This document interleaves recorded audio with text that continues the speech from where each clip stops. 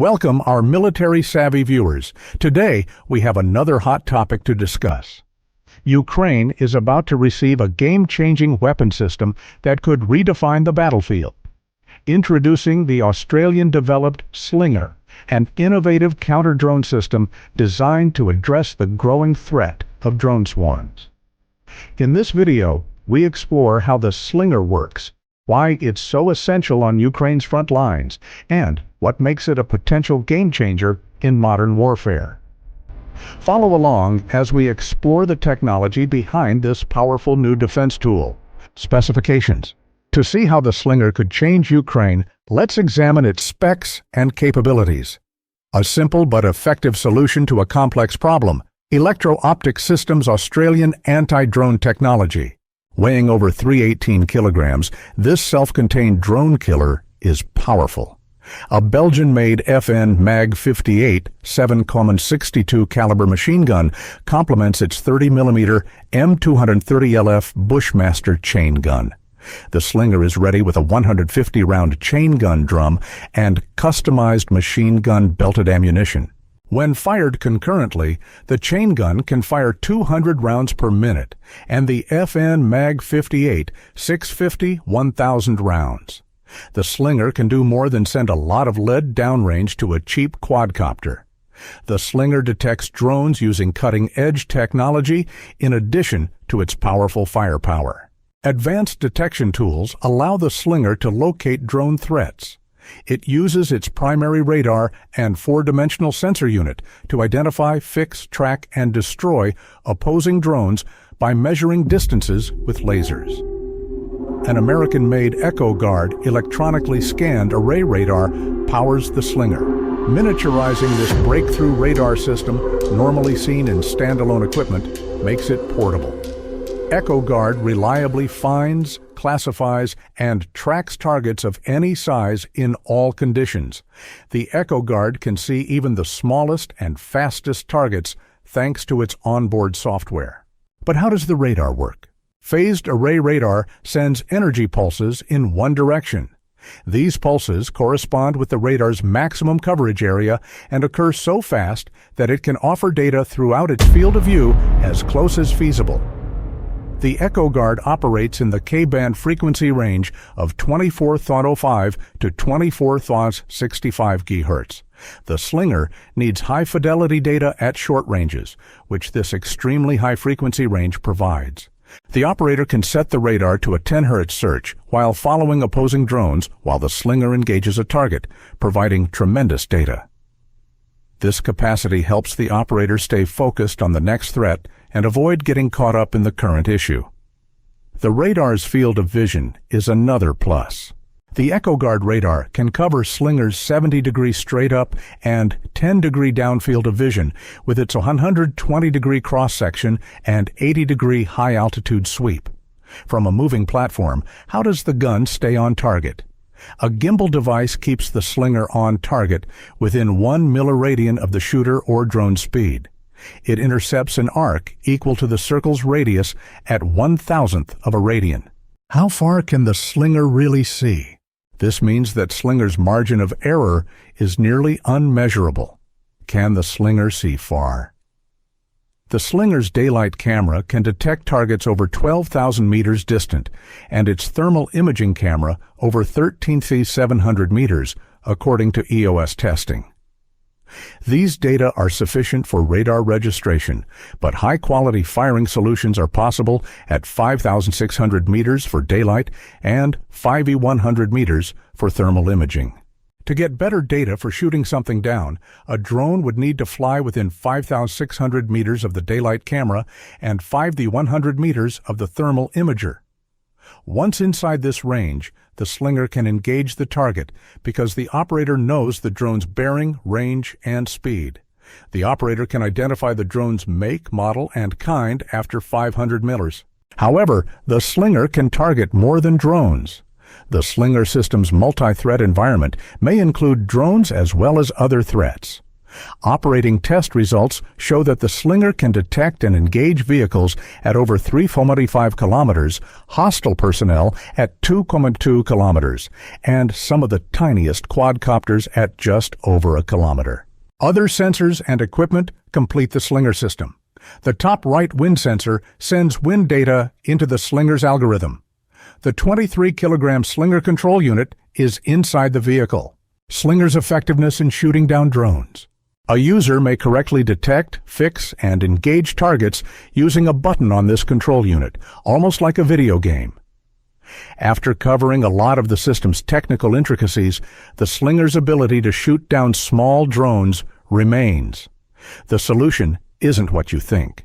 Before joining the defense market, electro-optic systems pioneered the best means to track objects in near-Earth orbit up to 36,000 kilometers in Australia. So how and why do they monitor objects in space? Recent data shows about 29,000 bits of space debris greater than 10 centimeters, 670,000 more than a centimeter, and 170 million more than a millimeter. A lot of space debris is moving. Debris is traveling near Earth at 18,000 mph, 7 times the speed of a bullet. The fact that 6,000 satellites orbit the Earth at any given moment makes tracking this massive volume of space trash difficult. Small debris impacting one of these satellites might be disastrous. To fix this, EOS entered the field. The company, founded 40 years ago, is Australia's and the world's top expert in tracking small, fast-moving objects. The organization conducts extensive research into outer space, but its main focus is on developing cutting-edge lasers and optics to measure these tiny but fast-moving objects within 1 millimeter. Slinger was a natural shift for the corporation from space exploration to defense products due to its decades of experience. Slinger's technology has been developed in the space business for decades, and the company is miniaturizing it to become a drone killer. The business requires more than powerful lasers and cool optics to track rapid space junk. It also requires powerful software. Although electro-optic systems' computer algorithms are a company secret, they are powerful. Due to their lasers tracking tens of millions and possibly more than 100 million things at any given time, the company processes massive amounts of data. It requires a lot of computer power to sift, process, and transform this vast amount of raw data into a usable product in real time within a millimeter. For Slinger, this program is its core. Slinger must analyze very small, fast-moving targets in real time to engage them after absorbing a lot of EchoGuard radar data. From science to military. How does Slinger get from interesting science experiments to military use? The beauty of the Slinger is that it can be converted to almost anything with wheels. According to business press materials, the Slinger may be fitted to virtually any vehicle. But the 160 units Ukraine signed are for a 110 M113 armored personnel carriers and 50 Bushmaster 404 trucks. Slinger was fired from Denali pickup trucks as EOS demonstrated its range capabilities with live drones. Slinger can turn a pickup truck, armored vehicle, or tank into a mobile drone point defense system restricted only by the operator's imagination. So why does Ukraine need the Slinger? Fighting styles have changed after Ukraine's full invasion. After enormous military and material losses, the Russians sought strategies to sustain their combat capability. Drone warfare. Ukraine has sought actual combat power growth as they've been the underdog in this conflict across all parameters, including manpower, equipment, and economic size. Both sides decided drones met their demands. Now, how horrible is drone warfare? Battlefield reports say drones are crucial to both sides' combat efforts. Their roles are varied on both sides. The first and most visible is reconnaissance. Russian and Ukrainian reconnaissance drones are purchased or produced. This is due to Ukraine's air defenses and Russia's air force. No one has an aerial advantage. Since reconnaissance drones are cheaper to shoot down than multi-million-dollar planes and pilots, all sides deploy them. While reconnaissance drones like Ukraine's UKR-Jet or Russia's Orlan provide long-range data to higher headquarters, both sides also utilize big assault drones. Russia and Iran are known for buying thousands of kamikaze Shahed drones, which are fast and powerful one-time use drones. Russia has illegally conquered Ukraine with over 4,000 such drones. Ukraine has created and purchased many weaponized drones, known for its employment in the Turkish Bayraktar drone and UKR-Jet UJ-22 aircraft. While attack drones and loitering munitions have been crucial to combat, a greater threat has emerged. Personal drones. These little FPV drones are a threat on Ukrainian battlefields. Their roles vary. Local reconnaissance drones are the first role. Small drones with a range of 5 to 20 kilometers are ideal for local companies to use for 24/7 intelligence gathering. FPV drones also help Ukrainian and Russian artillery teams locate fires. Traditional forward observers were embedded with front units to report what they saw, but today they can get a top-down picture in real time and correct fires without radioing in. Though advantageous, FPV drones' bomb-dropping capabilities are their biggest threat. Both sides use vast drone manufacturing resources to make small FPV drones or acquire civilian quadcopters. In hundreds of abandoned homes, hospitals, and bunkers across Ukraine, Ukrainian volunteers use a variety of methods to build FPV drones from open-source parts and modify munitions like anti-tank grenades, regular hand grenades, RPG warheads, and mortar shells to be dropped from them. Russia also produces FPV drones in hundreds or thousands of facilities in occupied Ukraine and Russia. For context, the Ukrainian government aims to create 1 million FPV drones in 2024. This amount does not include the thousands of FPV drones Ukraine buys on the open market or receives from allies daily. Both sides' artillery, armored vehicles, and worst of all, harass and kill unsuspecting soldiers anytime, any place. Ukrainian authorities have prioritized removing FPV drones due to their widespread use. Operating costs. Trying to achieve this has been difficult. Ukraine has received some of the West's most advanced anti-air systems, but they may not be effective against drones. U.S. Patriot, NASAM, and European IRIS-T anti-air defenses are powerful, accurate, and adaptable. However, they're expensive to run. Ukrainian missiles cost hundreds of thousands of dollars, thus firing them may cost millions in every conflict. Ukraine is wrong to use these extremely sophisticated air defense systems to fire at Shahed drones, which cost tens of thousands of dollars, or FPV drones, which cost thousands or hundreds of dollars. Ukraine's Western sponsors have provided various anti-air systems that it has used to prevent drones from wasting ammunition and stop the flow of pricey Western aid into the battle zone. Gepard and Skynex air defense systems from Germany have been donated and used on the battlefield. These vehicles have grounded many drones using high-capacity autocannons to shoot down short-range, fast-moving targets. At 50 operating units, these are a drop in the bucket for what's needed. Ukraine's Western sponsors have also supplied drone-specific air defense systems. For instance, Lithuania contributed thousands of Skywiper drone mitigation systems. Because they weigh 6 kilograms, these compact portable units can be kept in a truck or trench for point defense of local units. The Skywiper jams drone control radio frequency signals. While these devices defend smaller regions within 3 miles, they do not affect visible drones outside this range. Due to the rising quantity of GPS jammers on the battlefield, Russia has been hardening its weaponry to make them more jam-resistant, reducing their utility. Ukraine also uses Terrorhawk Paladin counter-drones. Based on MSI's Navy derivative for land usage, the Terrorhawk resembles Germany's Skynex.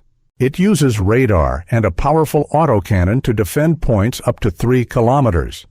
Unlike Skynex, the Terrorhawk cannot maneuver and is vulnerable to hostile counterfire. Ukraine has likewise received little of this system. The U.S. contributed various drone defensive weapons, notably L3 Harris's Vampire. Among donated drone defensive weapons, the Vampire is most like the Slinger. Easily mounted on most pickup trucks, it is a self-contained radar and control unit. The Vampire's 4-rocket pod can launch 70mm guided rockets, unlike the Slingers. Price and capacity are the key negatives despite their similarity. The Vampire still loses money shooting down $500 drones at $27,500 per rocket. In an actual conflict involving many drones from different angles, a Vampire system with 4 rockets may quickly run out of ammunition. Finally, reloading this weapon under fire is difficult, and the operator may have to quit the fight if they run out of ammunition. Even though Ukraine has received a lot of Western aid, no single technology can fire down swarms of FPV drones cost-effectively and versatilely. The advantages of the Slinger. So what makes the Slinger better than these systems? Cost may be the Slinger's best feature. The Slinger can engage many drones for $2,000 to $1,000 using 30mm and 7,062mm bullets. Slinger finally puts Ukraine on the right side of the cost equation compared to advanced systems costing hundreds of thousands. Slinger adapts to any platform the Ukrainians need. Larger air defense systems like the Patriot have fire units, radar, command posts, and other modules. Containerized systems are slow on the battlefield. Other older technologies like Gepard and Skynex cost millions and require significant upkeep to keep cars running. Vehicles with significant battle damage are hard to replace in the field. More adaptable, Slinger may be placed on a pickup truck, tank, armored personnel vehicle, or static. Averaging $1 million, the Slinger outperforms other mobile platforms in its ability to be readily changed. Slinger has a lower radar cross-section and energy than other air defense systems due to its size. Russia has many mission-seeking munitions that target air defense sites using radar energy. The energy output from this device only goes a few kilometers and is quite modest. Therefore, Slinger is almost undetectable to Russian aircraft unless they are over the top, which is another concern. Despite its advantages, the system has some drawbacks that could help the Russians beat it. It can join Ukraine's air defense network. The firing unit must share data with longer-range assets to warn of approaching attacks due to its radar's restricted range. Operators can be shocked by huge Russian strikes without data sharing. This leads to the Slinger's next trick. Russia is increasingly using drones to launch multi-axis strikes against Ukrainian locations. Live fire displays in Australia were amazing, but they were all drone engagements. Though Slinger may see one FPV drone, it's becoming more typical to see numerous drones at once. The true impact of the Slinger in Ukraine's complex battlefield will only be revealed when it's put to the test. Yet, there's no denying that this system has the potential to significantly enhance Ukraine's air defense strategy. What are your thoughts?